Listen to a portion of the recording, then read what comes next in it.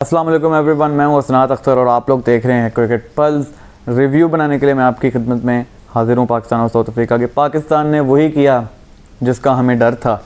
पाकिस्तान को one sided south Africa ने हरा दिया। मेहरबानी की पाकिस्तान के बॉलर्स ने एंड पे 2 आउट कर दिए, जिसकी वजह से 10 विकेट की हार हमें नहीं मिली, वरना साउथ अफ्रीका से टेस्ट मैच में 10 विकेट से हारने के लिए हम काफ़ी फेमस टीम है। बात करेंगे जी पाकिस्तान टीम के ऊपर, और एक बार फिर वही हुआ जो होता आ रहा है हमेशा से कि जिनसे हमें उम्मीद होती है वो लंबा नहीं लेके जा पाते, वो डिलीवर नहीं कर पाते।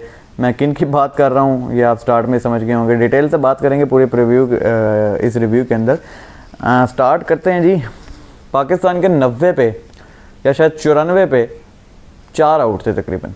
पाकिस्तान के 94 रन के ऊपर 4 आउट थे और 23 रन की या 24 रन की पाकिस्तान के पास लीड थी। और क्रीज पे मौजूद थे बाबर आजम और मोहम्मद रिजवान। बाबर आजम थे 49 पे, मोहम्मद रिजवान थे 16 पे।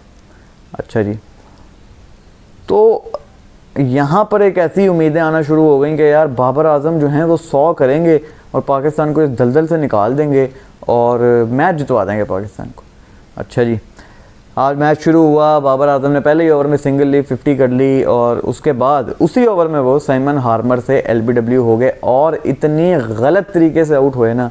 बॉल नीचे बैठ रहा है, पूरा दिन बॉल नीचे बैठता रहा है। मैं कोई नहीं होता ये बातें बताने के लिए, बाबर आजम जैसे प्लेयर को मैं कोई नहीं होता भाई, मेरी कोई औकात नहीं है उसके आगे। मैं उसकी पैर की जो जूती की मट्टी है मैं वो भी नहीं हूँगा, मैं उसका शू लेस भी नहीं हूँगा। बट इतना तो मुझे पता ही है कि जब बॉल बैठ रहा हो एक पिच पे तो आप बैक फुट पे जाने की गलती नहीं करते। वही हुआ, बॉल बैठा, बाबर आजम साहब बैक फुट पे गए हैं और बैक फुट पे पता नहीं क्या करने की कोशिश की। और प्लम LBW और इनकी पुरानी आदत, पूरी पाकिस्तान टीम की पुरानी आदत ये है, जब से रिव्यू सिस्टम आया है आप लोग रिव्यू को तो किसी खाते में नहीं लाते। क्लियर आउट भी हो तो आप अंपायर के आगे ऐसे ऐसे कर देते हो फ़ौरन, ठीक है, रिव्यू ले लेते हो जैसे कोई पता नहीं बॉल कितनी ऊपर से जा रही है और वो प्लम आउट निकलता है। रिव्यूज़ आया किया, बाबर आजम साहब आउट हो गए 50 पे। फिर रिजवान थे, हमें रिजवान से उम्मीद थी कि यार रिजवान तो डिलीवर कर देते, लेकिन रिजवान भी नहीं चल सके। और आगा अली सलमान अली आगा 26 रन बनाए मेरे ख्याल और बोल्ड हो गए। मतलब आप लोगों ने मैच जितवाना कब है भाई? मैं तो थक चुका हूँ अब इनको सपोर्ट कर करके। देखो, अगर आपने अपने होम पे नहीं ना 100 करना, अगर आपने हमें होम सीरीज़ में भी मैच नहीं जितवाने तो फिर आपने कहाँ जितवाने? बाबर आजम के बारे में बात करूँगा, लोग कहेंगे कि यार बाबर आजम टॉप स्कोरर है। मैं भी ये कहता हूँ बाबर आजम टॉप स्कोरर है, बाबर आजम के अलावा किसी ने नहीं रन किए। मगर पता दुनिया के बड़े बड़े पहली बात तो ये है कि बाबर आजम कल 49 पे एंड अप किए थे, आज उन्होंने 1 रन ऐड किया, टोटल 1 रन।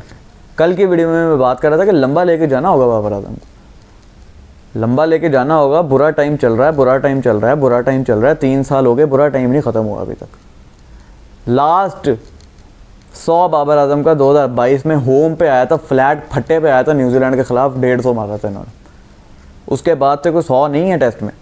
होम पे 50 भी नहीं था, ये पहला 50 है इनका होम पे। पिछले 3 सालों में ये पहला 50 होम पे है। वेस्ट इंडीज़ सीरीज़ खेली उसमें कोई 50 नहीं, इंग्लैंड सीरीज़ का एक मैच खेला उसमें भी कोई 50 नहीं था। होम सीरीज़ के अंदर 50 नहीं था बाबर का, होम टेस्ट मैचेस के अंदर। ये आज इनका पहला था 3 साल में पिछले। तो बाबर आजम ने कब बड़े बड़े मैच जितवाने हैं, मैं तो उसका वेट कर रहा हूँ उस मोमेंट का, और मैं करता रहूँगा। गालियाँ पड़ेंगी मुझे और मैं गालियाँ सुनूँगा, बहुत सुनता रहा हूँ भाई। जब जब उम्मीद लगाई इस आदमी से, इस बंदे ने हमेशा सर झुका दिया शर्म से हमारा, और बड़ा एहसान किया पाकिस्तान ने। यार 68 रन का टारगेट दे दिया साउथ अफ्रीका को, और चलो बॉलर्स बंदा को जान मार देता। क्या कमाल की जान मारी पाकिस्तान ने, और चौके खा रहे हैं, हर ओवर में 2-2 चौके खा रहे हैं कि भाई बस जल्दी जल्दी मैच ख़त्म हो जाए। नुमान अली को 7.5 की इकॉनमी से मारा उन्होंने सेकंड इनिंग में, और नुमान ने बाद में 2 आउट कर दिए। 2 आउट आपने कर दिए, ठीक है जी, हाँ आपने अपनी विकेट तो ले ली। 5 विकेट्स नुमान अली ने इस मैच में ली, 6 विकेट्स आसिफ अफरीदी ने इस मैच में ली, 50 रन इस मैच में बाबर आजम ने कर दिए। पहली इनिंग में 70 शान मसूद के थे। इनके इंडिविजुअल स्टैट्स तो इम्प्रूव हो रहे हैं सब के ना, बट पाकिस्तान टीम के इंडिविजुअल स्टैट्स इंप्रूव नहीं हो रहे। पहला मैच हम जीते थे, हमें लगा हम WTC में पता नहीं क्या तीर मार देंगे। तीर क्या मारना था, यहाँ पे बेड़ा गर्क हो गया आपका। सलमान अली आगा पे मैं बात करना चाहूँगा भाई, और इन पे बात किए बगैर मैं तो रह नहीं सकता। T20 में इनको बहुत लोग तनकीद का निशाना बनाते हैं, मैं भी बनाता हूँ, ठीक है, हल्का फुल्का। मगर बात यह है कि सलमान अली आगा टेस्ट के और वनडे के पापी प्लेयर हैं। ऐसा कहा जाता है ना कि ये टेस्ट और वनडे के प्लेयर हैं, और हम मानते हैं, सब मानते हैं, मैं भी मानता हूँ। लेकिन सलमान अली आगा जी, आज आपने करना था और आज बड़ा मैच था। देखो, ये बहाना मेरे सामने कोई ना लगाया कि नुमान अली खड़े थे उस एंड पे, हमारी टेल नहीं टिकती। साजिद खान टिका हुआ था ना, आते साथ ही उसने चौका भी मारा, साजिद खान खड़ा हुआ था आपके साथ, आपने अपनी विकेट दे दी। मतलब आप लोग जो हैं वो सुधरते नहीं अपनी गलतियों से यार। बेन स्टोक्स के साथ जैक लीच जैसा लल्लू बैट्समैन खड़ा हुआ था, उसने 1 रन भी बनाया वहाँ पे, उस स्टेज पे सिंगल दिया था बेन स्टोक्स को जब पूरा ओवर मिल गया था जैक लीच को, और बेन स्टोक्स ने वो एशेज का मेमोरेबल मैच जिताया था हेडिंगली के अंदर। तो वो प्लेयर नहीं है बाहर के।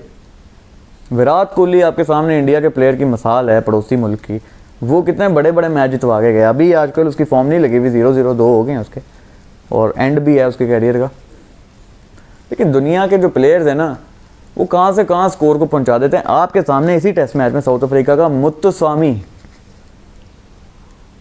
पता नहीं उसका पूरा नाम सेनरन मुत्तुस्वामी है, जो भी उसका नाम है, बट मुत्तुस्वामी उसका नाम है, और वो आपके दिमाग में बस जाएगा। क्या नाम है उसका, जिम्बाब्वे वाला fast bowler Mazhar Rabbani.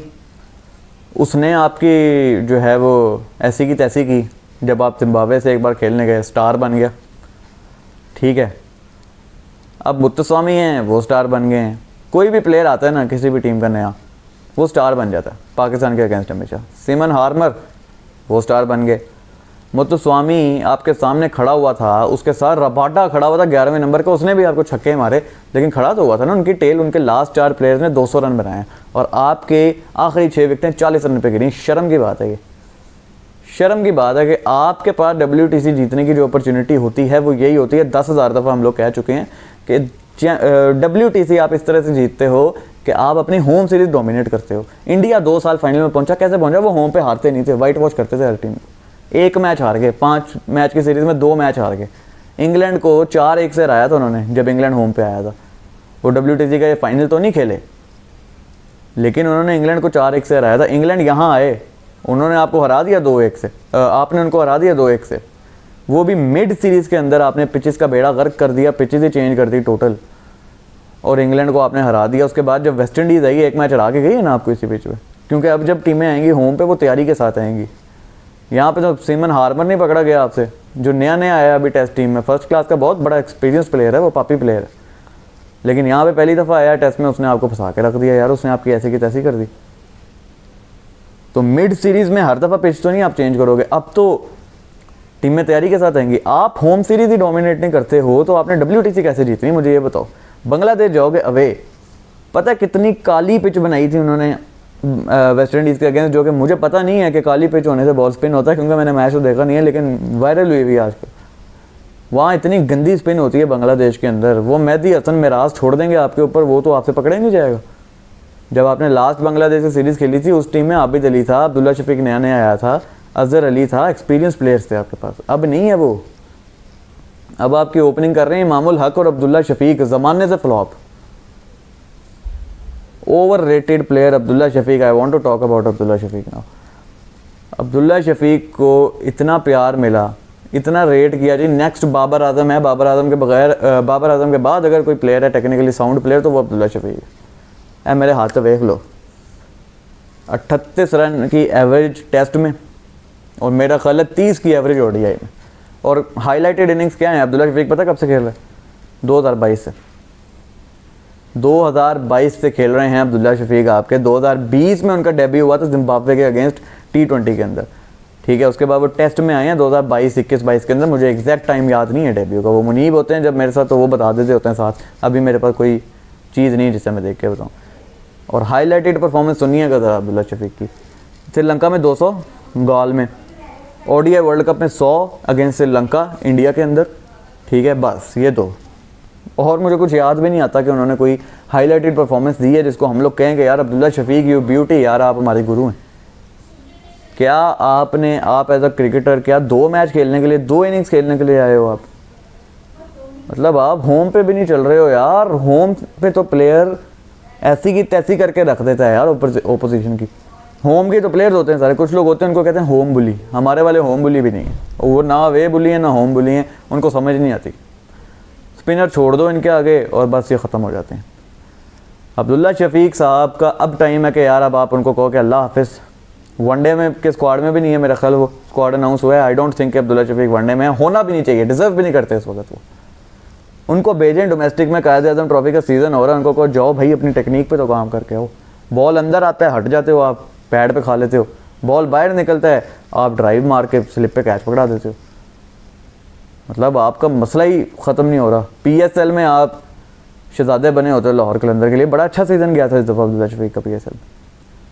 But आप आते हो बेड़ा गर्क हो जाता है आपका यार। यहाँ पे आपकी टेस्ट की टीम का ना पता है बिगड़ा हुआ है, सिस्टम ही बिगड़ा हुआ है। ठीक है, एक मैच हम जीते साउथ अफ्रीका से, हमने बड़ी खुशियाँ मनाई, और सेकंड मैच में हम लोग यही बोली जा रहे हैं अक्रॉस द वर्ल्ड के यार येनसन और महाराज आएंगे, तुम लोग तो हिल के रह जाओगे। और वही हुआ। येनसन ने तो अभी परफॉर्म नहीं किया, शुक्र अदा करें आप। महाराज ने 7 आउट किया पहली इनिंग में, इस इनिंग में सैमन हार्मन ने 6 आउट कर दिए। अच्छा, सेकंड इनिंग के तो मसले ख़त्म नहीं हो रहे आपके। पहले मैच में बचा लिया था आपके बॉलर ने आपको कि आपको 100 पता नहीं कितने की लीड लेके दी हुई थी, 100+ की लीड थी पहले मैच में आपके पास सेकंड इनिंग में, जिसकी वजह से आपने उनको हराया। वरना आपने पहला मैच में भी नहीं जीतना था भाई, आपसे उसमें भी कुछ नहीं होना था। फ्लो अप हो गए थे सारे बैट्समैन आपके वहाँ पे। और यहाँ पे क्या हुआ, यहाँ पे ये तो आप जीता हुआ मैच हारे हो यार, मुझे बर्दाश्त नहीं है। मैं यार 1 घंटे के अंदर उन्होंने आपको हरा दिया कसम से। एक सेशन भी पूरा नहीं हुआ, हम कह रहे थे एक सेशन खेलें बाबर रिजवान, उन्होंने आधे सेशन में आपकी टीम आउट की, अगले आधे सेशन में मैच ही जीत लिया भाई उन्होंने। 1 घंटे के 1.5 घंटे के अंदर उन्होंने आपको फारिग कर दिया। और ये मेरे से तो हजम नहीं हो रही बात भाई, मेरे से तो हजम नहीं हो रही। मैं तो ऑफिस जाता हूँ मैं यहाँ से, और मैं वहाँ पे बैठ के सर पकड़ के बैठा हुआ कि यार ये क्या किया है इन्होंने। आपकी टेल आती है, मैंने कल भी वर्ड यूज़ किया था, आनिया जानिया वाला काम में होना था, तो आज भी उन्होंने यही किया। उन्होंने हर बार यही करना है। टेस्ट क्रिकेट अब आपकी होनी नहीं है, अप्रैल में अगली सीरीज़ है बांग्लादेश से, तैयारियां करो। आसिफ अफरीदी को खिलाओ वहाँ पे भी, दिसंबर में उनकी बर्थडे है, 39 ईयर्स के हो जाएंगे। खिलाओ बांग्लादेश के खिलाफ भी खिलाओ, वहाँ पे भी 6-7 आउट कर देंगे वो। मत रखना मेहरान मुमताज़ और फैसल अकरम को मत रखना, उनको कहो जाओ यार आप ट्रेनिंग करो, आप भी जब 38 साल के हो जाएंगे आपको तभी डेब्यू कराएंगे हम। लेके जाना आसिफ अफरीदी को यार, अब उनकी याद नहीं आनी चाहिए आपको, फैसल अकरम और मेहरान मुमताज़ आनी भी नहीं चाहिए। आपके हेड कोच इतने ढीठ इंसान हैं अजहर महमूद, वो आगे कहते हैं कि पहले मैच में जब हमने 3 स्पिनर नहीं खिलाए थे तब हम पे तनकीद हो रही थी, अब हमने खिला रही हैं तो अब हम खिला रहे हैं तो हमारे पे फिर तनकीद हो रही है। यार आवाम की तनकीद बर्दाश्त करना सीखें।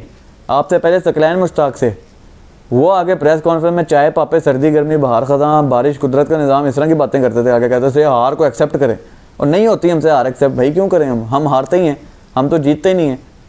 आपका तो हिस्ट्री हो ना ऑस्ट्रेलिया जैसी, चलो यार हम लोग सारी ज़िंदगी डोमिनेट करते हैं, अब हम नीचे चले गए कोई बात नहीं। आप शुरू से नीचे थे, अभी भी नीचे हो आप। 90s में सिर्फ आपका अच्छा दौर था, अब आपका कोई दौर नहीं है और आप फारिग हो। आपके प्लेयर्स भी फारिग है जिनको आपने सर का ताज बनाया हुआ ना, और आप समझते हैं दुनिया का नंबर 1 प्लेयर, और नहीं है भाई, वो अपनी कंट्री का नंबर 1 प्लेयर नहीं, वो होम टेस्ट में नहीं परफॉर्म कर पा रहे। टू बी वेरी ऑनेस्ट, ये बाबर आजम के 50 रन ये जिन्होंने सेलिब्रेट करने, टिकटॉक के जो एडिटर्स बच्चे हैं वही करें, डड्डू फैंस। मैं तो नहीं कर सकता, मेरा ज़मीर ही गवारा नहीं करता कि 49 पे कल का दिन एंड किया था, आज 1 रन बना के पहले ओवर में कहा अल्लाह हाफिज़। उनका T20 में कम बैक हो गया, उन्होंने सोचा मैं डग आउट में भी कम बैक कर लूँ, वो रह गया तो कर लिया उन्होंने पहले ओवर के अंदर ही, और गलत तरीके से आउट हुए। पहली इनिंग में हार्ड हैंड से बल्ला पकड़ के टोनी डिजोर्सी को कैच पकड़ा दिया था आपने। फिर हम बात करें हम जैसे तो आप कहेंगे तू सिखाएगा बाबर आजम को, तू सिखाएगा पाकिस्तान के प्लेयर। ओ भाई हम क्रिकेट देखते हैं, हमें नॉलेज है तो हम बोल सकते हैं, बेशक हमने क्रिकेट नहीं खेली हुई। बहरहाल पुअर परफॉर्मेंस फ्रॉम पाकिस्तान के स्क्वाड पे बात होगी अगली वीडियो में, मुनीब और मैं एक साथ इस पर बात करेंगे। Poor performance from Pakistan video, मेरा दिल तो बहुत चाह रहा है कि मैं बहुत बातें करूं और मैं लापा कर दूं इनको, लेकिन मैं नहीं कर सकता, मैं गलत वर्ड नहीं यूज़ कर सकता। वो कहते हैं ना कि पाकिस्तान से जीत की उम्मीद कभी ना लगाना, पीछे डैश आता है। वो जुमला मैं बोलूँगा नहीं क्योंकि गलत जुमला हो जाएगा, कि उससे उम्मीद लगा लेना लेकिन पाकिस्तान की जीत की उम्मीद नहीं लगानी कभी भी, और अब तो मैं नहीं लगाऊंगा भाई। Poor performance from Pakistan as always, और श्रीलंका के साउथ अफ्रीका के स्पिनर्स ने आपको बता दिया कि जो है मैच कैसे जितवाते हैं अपनी टीम को। और जो पहली इनिंग में आपने रबाडा से 70 खाया है उसको अब वो आपको मुबारक हो, और जो आप मैच हारे हैं वो भी आपको मुबारक हो। WTC की जो आपने हमें उम्मीद दी थी, एक दिन हम लोग टॉप 2 में आया था, अब हम मेरा ख्याल टॉप 5 से भी निकल गए होंगे क्योंकि विन परसेंटेज ही गिर गई, 50% पे आ गई, 1-1 हो गया। और पॉइंट जब डिडक्ट हों तो आपका बेड़ा गर्क हो जाता है, उससे भी नीचे चली जाती परसेंटेज। तो अब वाइट बॉल सीरीज़ है अफ्रीका पाकिस्तान की, उसका स्क्वाड आ चुका है, अगली वीडियो में आपसे स्क्वाड डिस्कस करेंगे। आज बहुत दिल तोड़ा इन्होंने, परफॉर्मेंस बहुत ही ख़राब, इतनी घटिया परफॉर्मेंस। अल्लाह आप लोगों को हिदायत दे और आप लोगों का सिस्टम थोड़ा बेहतर हो। बाकी आसिफ अफरीदी को लेकर जाएं अगले 10 साल, अब वो आपके पास ही हैं, 48-50 साल तक खेलने चाहिए वो। और बाकी लोग भी इसी तरह ही हैं। जिस तरह से वाइट बॉल के स्क्वाड में उस्मान तारिक की सिलेक्शन हुई है, उस पर ज़रा अलग से बात करेंगे, लेकिन वो भी एक लम्हा फ़िक्रिया ही है हमारे लिए, हमने डिजर्विंग प्लेयर ही बाहर कर दिए। अब तक के लिए मुझे दीजिए इजाज़त, अल्लाह हाफ़िज़।